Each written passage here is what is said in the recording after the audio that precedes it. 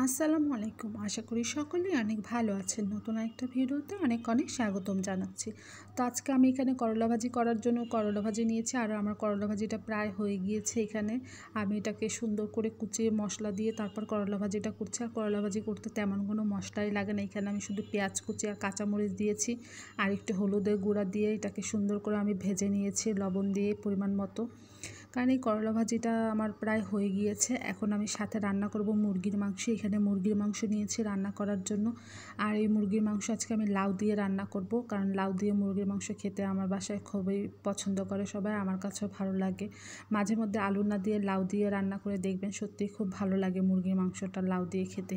তো এখানে আমি মুরগির মাংসটাকেও পরিমাণ মতো মশলা দিয়ে সুন্দর করে ভালো করে কষিয়ে নিচ্ছি। কষিয়ে নেওয়ার পরে এখানে আমি লাউগুলো সুন্দর করে দিয়ে দিব, দিয়ে এটাকে ভালো করে একটু কষিয়ে নেব। তারপরে এখানে পরিমাণ মতো পানি দিব।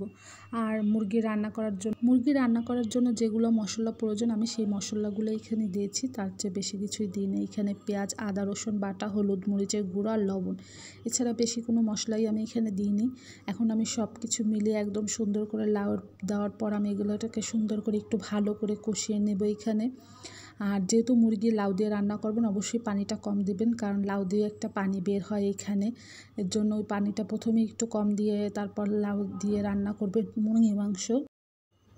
তো আমি এখানে সব কিছু একদম ভালো করে কষিয়ে নেওয়ার পর এখানে পরিমাণ মতো পানি দিয়ে দিয়েছি, যেন খুব সুন্দর করে সেদ্ধ হয়ে যায়। এখন এটাকে ঢাকনা দিয়ে রাখবো সেদ্ধ হওয়ার জন্য সুন্দর করে এখানে ঢাকনা দিয়ে লাড়াচাড়ায় সুন্দর করে এখন ঢাকনা দিয়ে রাখবো। আর এখানে আমি পানি কম দিয়েছি, কারণ লাউ থেকে এমনি প্রচুর পানি বের হয়, এর জন্য লাউতে পানি কম দিয়েছি। আর তারপর আমি রান্না বসিয়ে দিয়েছি। এখানে আমি ইলিশ মাছ নিয়েছি, ইলিশ মাছ রান্না করব। ইলিশ মাছের জন্য এখানে আমি সম্পূর্ণ মশলা দিয়ে দিচ্ছি। ইলিশ মাছের জন্য তেমন কোনো মশলাই নেই, এখানে একটু পেঁয়াজের পরিমাণটা বেশি দিয়েছি, আর হলুদ আর মরিচের গুঁড়ো দিয়ে দিয়েছি, আর লবণ। আর ইলিশ মাছগুলো আমি সিমের বিচি দিয়ে রান্না করবো, কারণ সিমের বিচি খেতে আমার কাছে খুবই ভালো লাগে। তাই আমি এই সিমের বিচির সিজন থাকতে সিমের বিচিগুলো আমি ফ্রিজেও রেখে দিই কিছু সংরক্ষণ করে, যেন মাঝে মধ্যে মাছ দিয়ে রান্না করে খেতে পারি। তো এই সিমের বিচিগুলো আমার ফ্রিজে ছিল অনেক দিন ধরে, তাই সিমের বিচি দিয়েই আজকে ইলিশ মাছ রান্না করলাম। আর সিমের বিচি দিয়ে ইলিশ মাছ রান্না খেতে খুবই ভালো লাগে। তো আমি এখানে টমেটো দিয়ে দিলাম, আর এটা খুব দ্রুত রান্না করে ফেললাম। আর দেখেন রান্নাটা কত সুন্দর হয়েছে, কত সুন্দর একটা কালার এসেছে। আমার এখানে মাছ রান্নাও হয়ে গিয়েছে।